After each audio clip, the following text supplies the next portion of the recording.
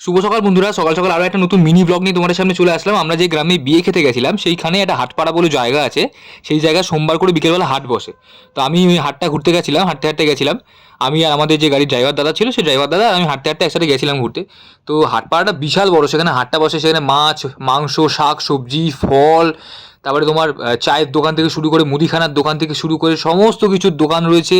এমনকি জামা কাপড়ের দোকান রয়েছে। তোমরা দেখতে পাবে আস্তে আস্তে মিনি ব্লগটা যত এগোবে দেখতে পাচ্ছ জামা কাপড়ের দোকান রয়েছে, আরও ফল ঠলের দোকান রয়েছে, টুপির দোকান রয়েছে, শীতের পোশাকের দোকান রয়েছে, জামা কাপড়ের দোকান রয়েছে, ব্ল্যাঙ্কেটের দোকান, মেয়েদের সাজা গোজা জিনিস, ইমিটেশনের দোকান, আরও কত কিছুর দোকান রয়েছে। প্রচুর বিশাল বড় জায়গা নিয়ে হাটটা বসে, আর বিশাল জমজমাট, মানে যদি সপ্তাহে একদিন বসে, আর বিশাল মানে ভিড় ভাট্টা থাকে, ভালোই ভিড় থাকে। যেহেতু গ্রামের মানুষ সারা সপ্তাহে প্রত্যেক দিন এরকম বাজার হাট হয়তো করতে বেরোয় না, এই হাটটা বসে সারা সপ্তাহে একবার, সারা সপ্তাহের বাজারটা হয়তো এখান থেকে করে নিয়ে চলে যায়, আর অনেক কম দামেই এখানে পাওয়া যায়।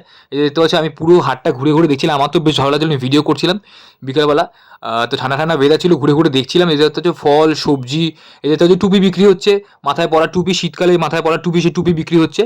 তো আরও দেখতে পাবে ব্ল্যাঙ্কেট বিক্রি হচ্ছে, জামা প্যান্ট গেঞ্জি সমস্ত কিছু দোকান রয়েছে, ইমিটেশনের দোকান, সমস্ত কিছু ঘুরে ঘুরে দেখছিলাম। ভালো লাগছিল। আমি আমাদের ড্রাইভার দাদা দেখছিলাম, ঘুরছিলাম, গল্প করছিলাম। তো দেখার পরে আবার বাড়ি ফেরার পথে আস্তে আস্তে হাঁটতে হাঁটতে দুজন মিলে চলে আসলাম। আর গ্রামের রাস্তা বিকেলবেলা মানে ঘুটঘুটে অন্ধকার, এই অন্ধকার রাস্তায় হাঁটতে হাঁটতে গল্প করতে করতে দুজন আবার বাড়ি ফিরে আসলাম। তো কেমন লাগলো ব্লগ, মিনি ব্লগটা জানিও।